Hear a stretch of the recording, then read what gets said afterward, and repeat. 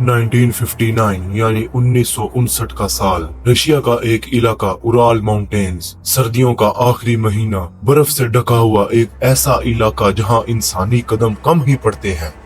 इस जगह का नाम था खोलाट स्याखल, मानसी जुबान का लफ्ज जिसका मतलब होता है मुर्दों का पहाड़।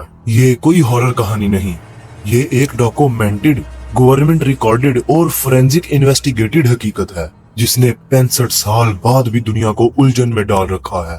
और इस कहानी की शुरुआत होती है 9 नौजवानों के एक सफर से, एक सफर जो कभी वापस मुकम्मल नहीं हुआ। इस एक्सपीडिशन के कुल मिलाकर 9 मेंबरान थे, जिनका लीडर था आइगोर द्यातलोव, जिसकी उम्र 23 साल थी, जो कि एक इंजीनियरिंग का स्टूडेंट था, उराल पॉलिटेक्निक इंस्टीट्यूट का फाइनल ईयर स्टूडेंट था, एक डिसिप्लिन्ड, इंटेलिजेंट और रिस्पॉन्सिबल टूर लीडर जिसने इससे पहले भी कई जमीनी सफर ऑर्गेनाइज किए थे। उसके बाद आती है जिनाइडा कोलमोगोरोवा, उम्र 22 साल, फिजिक्स की स्टूडेंट, इनर्जेटिक, एथलेटिक, हाइकिंग और स्कीइंग की शौकीन। यूरी दोरोशेंको, उम्र 21 साल, ब्रेव और फिजिकली स्ट्रॉन्ग, पहले भी कई बार सीवियर कोल्ड एक्सपोजर से गुजर चुका था। ल्यूडमिला डुबिनीना, उम्र 20 साल, इंजीनियरिंग इकोनॉमिक्स की स्टूडेंट, अपने स्ट्रिक्ट डिसिप्लिन की वजह से मशहूर। अलेक्जेंडर कोलिवाटोव, उम्र 24 साल, engineering and nuclear materials background, very methodical. Rustem Slobodin, उम्र 23 साल, athlete, marathon runner, highly enduring. Nikolai Thibeaux Brignolle, उम्र 24 साल, tall, strong, confident, French descent. उसके बाद आता है यूरी क्रिवोनिशेंको, उम्र 23 साल, फैक्ट्री वर्कर, एक्सट्रीमली ह्यूमरस और फ्रेंडली। और सबसे आखिर में सिमियोन जोलोटारियोव, उम्र 38 साल, एक्सपीरियंस्ड आउटसाइडर, मिलिट्री वेटरन और ग्रुप में सबसे ज्यादा डिसिप्लिन्ड। एक्सपीडिशन का गोल सिंपल था, ski track to mount Otorten, difficulty level grade 3, Soviet Union का सबसे मुश्किल विंटर कैटेगरी। अगर ये सफर कामयाब होता तो हर मेंबर को मास्टर ग्रेड हाइकर सर्टिफिकेट मिलना था, उस वक्त का सबसे प्रेस्टिजियस ऑनर। जनवरी 1959 के आखिरी दिनों में ग्रुप ने अपनी प्लानिंग फाइनलाइज की, route mapping, weather forecast, food rations, special equipment, tent modification, ski repair kits, ये सब कुछ डॉक्यूमेंटेड है उनकी डायरीज में, जिसे इन्वेस्टिगेटर्स ने बाद में रिकवर किया। इनका रेफरेंस द्यातलोव ग्रुप पर्सनल डायरी से मिलता है। 23 जनवरी 1959 को ग्रुप यकातरिनबर्ग से ट्रेन पकड़ता है। फिर एक सीरीज ऑफ बसेस, ट्रक्स और स्कीज के जरिए वो विजाई नाम के छोटे से विलेज तक पहुंचते हैं, जो उनका लास्ट पॉपुलेटेड स्टॉप था। विजाई में उन्होंने लोकल लोगों से मुलाकात की, लास्ट मिनट सप्लाईज ली और अपनी प्लानिंग को फाइनलाइज किया। डायरी नोट्स के मुताबिक सबका मूड पॉजिटिव और ह्यूमरस था। 27 जनवरी 1959 को ग्रुप ने अपना फाइनल रूट स्टार्ट किया। इस वक्त तक सब ठीक था, उनकी हैंड राइटिंग, उनके जोक्स, उनका कोऑर्डिनेशन, सब कुछ नॉर्मल था। लेकिन यहाँ से कहानी आहिस्ता आहिस्ता अपनी राह बदलती है। 28 जनवरी को ग्रुप का एक member Yuri UDIN severe back pain की वजह से वापस चला जाता है। ये बाद में लिविंग विटनेस बन गया और उसने कहा कि अगर मैं उनके साथ होता शायद मैं भी कभी वापस ना आता। इस स्टेटमेंट का रिकॉर्ड 1980s के इंटरव्यूज में मौजूद है। 30 से 31 जनवरी, शदीद बर्फबारी और तेज हवाएं। ग्रुप को पहली दफा सीवियर विंड करंट्स और स्नोफॉल फेस करना पड़ा। उनकी डायरीज में लिखा गया, रास्ता मुश्किल है, हवा तेज है, बर्फ घुटनों तक पहुंच रही है, लेकिन सब स्टिल कोऑर्डिनेटेड थे। फिर आता है 1 फरवरी का दिन। ये वो दिन है जिसने उनकी तकदीर बदल दी। मैप के मुताबिक ग्रुप को ऑस्टिया रिवर वैली के साथ साथ चलना था, लेकिन सीवियर स्नोफॉल और जीरो विजिबिलिटी ने उन्हें खोलाट स्याखल की तरफ मोड़ दिया, जो एक एक्सपोज्ड विंडी स्लोप था। इन्वेस्टिगेटर्स के मुताबिक ये वो जगह थी जहां रात में टेंट लगाना हाइकर्स के नॉर्म्स के अगेंस्ट था, मगर शायद थकन या बेहतर जगह तक वापस जाने की बेहिसी उन्होंने ये फैसला किया कि यहीं टेंट लगा लेते हैं। ये उनका आखिरी कैंप था। 1 फरवरी की रात 6 बजे टेंट लग चुके थे। 7 बजे डिनर रिकॉर्डेड, 9 बजे डायरीज बंद हो जाती हैं। इसके बाद उनके बारे में कोई लिविंग ट्रेस नहीं। इसके बाद इन्वेस्टिगेशन शुरू होती है। इस पॉइंट के बाद हम फैक्चुअल और फोरेंसिक फेज में दाखिल होते हैं। टेंट का अंदर से फटना, bare footed prints, 6 dead bodies अलग अलग मकामात से मिलना, 4 बॉडीज रिवाइन में, radio active traces, autopsy injuries, forensic debates, avalanche, infrasound, military test. क्या कोल्ड केस रीओपनिंग 2015 से 2020। एक्सपीडिशन स्केड्यूल के मुताबिक द्यातलोव ग्रुप को 12 फरवरी तक टेलीग्राम भेजना था, लेकिन कोई मैसेज नहीं आया। इनिशियली टीचर्स और स्टूडेंट्स ने समझा कि शायद डिले हुआ होगा। जमीनी सफर में ये आम बात थी, मगर 20 फरवरी को फैमिलीज के प्रेशर पर ऑफिशियल सर्च ऑपरेशन शुरू कर दिया गया। सर्च टीम्स में शामिल थे students, local Mansi guides, Soviet army, police investigators और इसके अलावा उराल पॉलिटेक्निक इंस्टीट्यूट के वॉलंटियर रेस्क्यूअर्स ने इस मिशन को लीड किया। सर्च टीम का हेलीकॉप्टर खोलाट स्याखल के ऊपर लैंड करता है। बर्फ की सफेदी के दरमियान उन्हें कुछ अजीब सा नजारा दिखाई देता है। एक आधा दबा हुआ टेंट जिसका कैनवस बर्फ के नीचे छुपा हुआ था।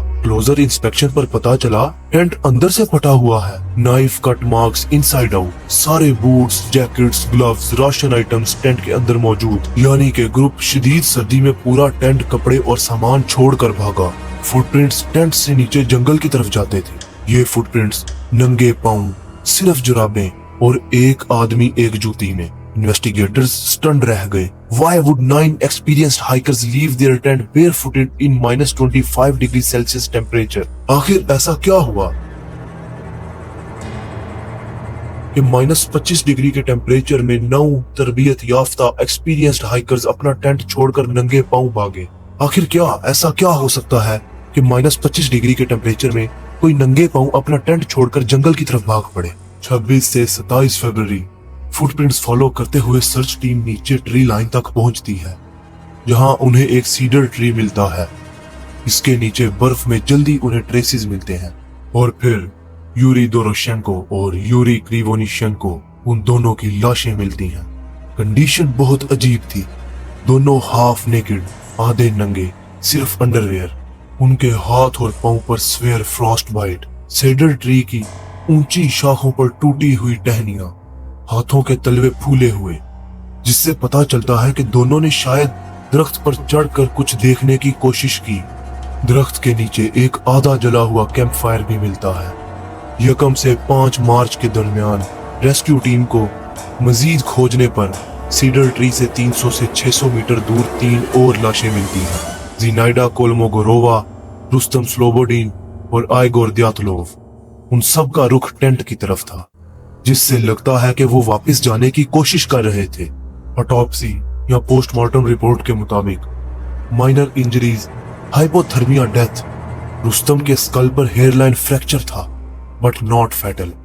जिनाइडा के हाथ पर डिफेंसिव ब्रूसेस थे, लाइक शी रेजिस्टेड समथिंग, लेकिन ये अभी भी नॉर्मल सर्कमस्टांसेस के अंदर एक्सप्लेन हो सकता था। मगर नेक्स्ट बॉडीज ने पूरी कहानी उलट दी और रेस्क्यूअर्स को एक दफा हिलाकर रख दिया। 4 मई को 2 महीने की खोज लगाने के बाद स्नो कम होने पर रेवाइन के नीचे 4 मिसिंग मेंबर्स मिले। Lyudmila Dubinina, Alexander Kolevatov, Thibeaux Brignolle, Semyon Zolotaryov. यहाँ से कहानी फोरेंसिक हॉरर में बदलती है। इसके बाद कहानी शॉकिंग ऑटोप्सीज की तरफ जाती है। फोरेंसिक एक्सपर्ट डॉक्टर बोरिस वोजरोजदेनी ने जब इन 4 लाशों की पोस्टमार्टम रिपोर्ट बनाई तो कुछ शॉकिंग फाइंडिंग्स सामने आई।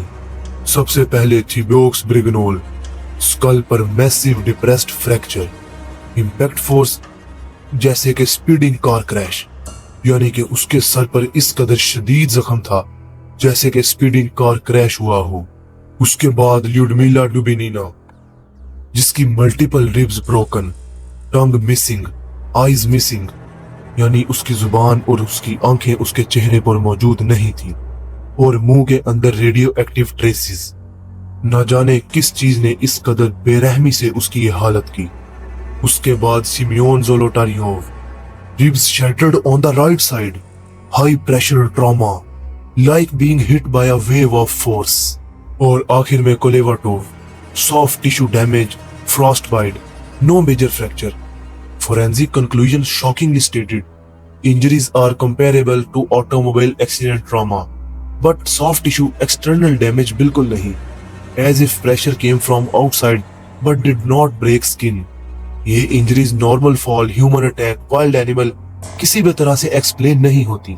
यानी फोरेंसिक रिपोर्ट किसी भी कंक्लूजन पर नहीं पहुंच सकी कि आखिर दर हकीकत हुआ क्या और किस तरह से ये सब कुछ इनके साथ पेश आया। इन्वेस्टिगेशन में कुछ और अजीब चीजें सामने आई, जैसे कि रेडियो एक्टिव कंटेमिनेशन। रिवोनिशेंको और कोलेवाटोव के कपड़ों पर रेडियो एक्टिव पार्टिकल्स मिले।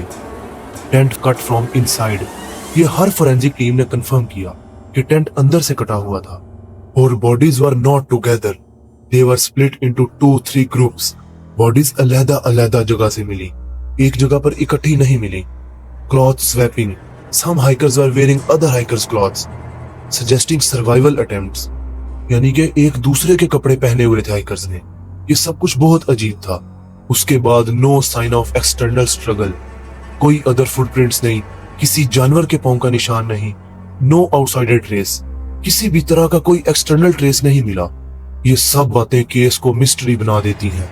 गवर्नमेंट ने 1959 में केस क्लोज करते हुए एक स्टेटमेंट दी, जो स्टेटमेंट आज तक एक मिस्ट्री बनी हुई है।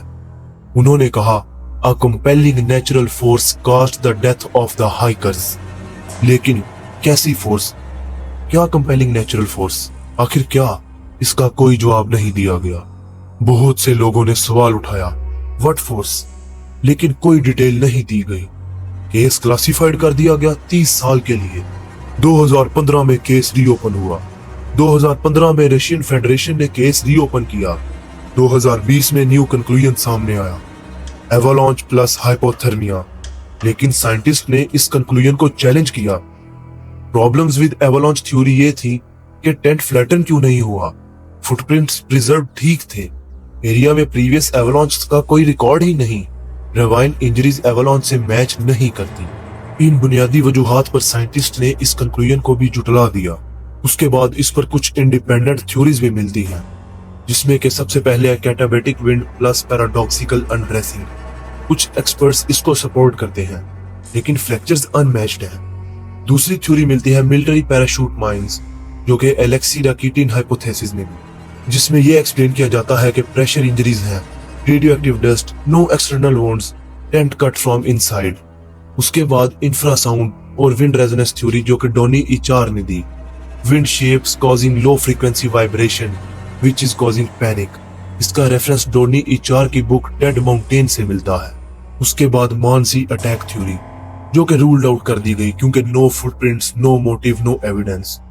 उसके बाद केजीबी सीक्रेट ऑपरेशन, वो भी unproven but referenced in Soviet cold war archives, declassified intelligence interviews.